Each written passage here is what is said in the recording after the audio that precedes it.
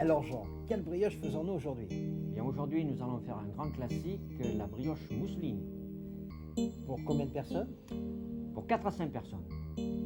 On a 350 grammes de pâte à brioche, donc nous avons fait la veille. Mhm. Elle est restée toute la nuit au réfrigérateur. Alors, on aplatit un tout petit peu la pâte mousseline, la pâte à brioche, pardon, pour en faire une mousseline, et nous la plions dans ce sens-là.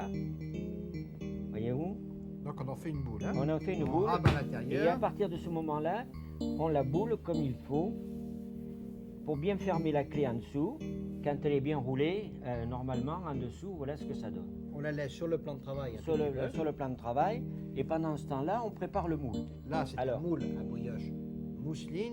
Ou alors on peut prendre très bien une boîte à conserve de petits pois ou D'un de litre, fruits oui, d'un oui. litre. Alors, le moule, on l'a beurré On a beurré, et on a mis Ah, deux ah. petites feuilles de papier sulfurisé pour bien faire le tour. il ne faut pas avoir peur aussi éventuellement de donner un petit coup de beurre sur le papier. Notre boule a reposé suffisamment. Et alors là, il faut la prendre, il faut mettre la clé sur le côté, sur le derrière, comme ça. Et il faut légèrement la façonner Sur comme la ça. clé, c'est-à-dire ce qui était le La dessous, clé, la hein. fermeture. On dépose la brioche dans le fond du moule, la clé est bien en dessous. Avec la main, on commence à appuyer un tout petit peu avec un rouleau à pâtisserie que l'on trempe un tout petit peu dans la farine. On appuie comme ça, juste pour que la pâte épouse bien le fond du moule. De la dorure, on va en mettre un tout petit peu parce que en mettant un peu de dorure, ça empêche la brioche de croûter. Alors, la dorure, on fait la dorure traditionnelle, Ah. un œuf battu, une pincée de sucre, une pincée de sel, une cuillère à café de lait, on bat Va l'œuf. bien. Ce qu'il fallait bien préciser, Jean, c'est que le papier, il faut qu'il déborde du moule.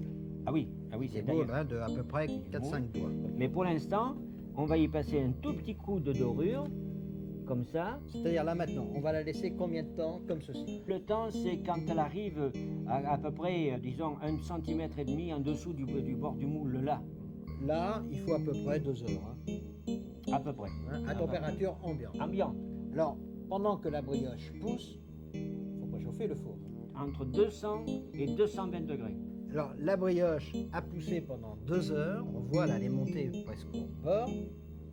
On lui donne sa deuxième touche de dorure, mais il faut bien que je la tourne comme ça parce que il faut faire marcher le pinceau dans ce sens-là. Voilà, parce que Il là, faut éviter que Ah oui, et la puis- dorure coule, coule, entre le papier et, puis, la pâte. quand on a bien mis sa dorure dessus, il faut le couper en 4 Alors, pour permettre à la brioche de continuer à la rentrer au four, à monter.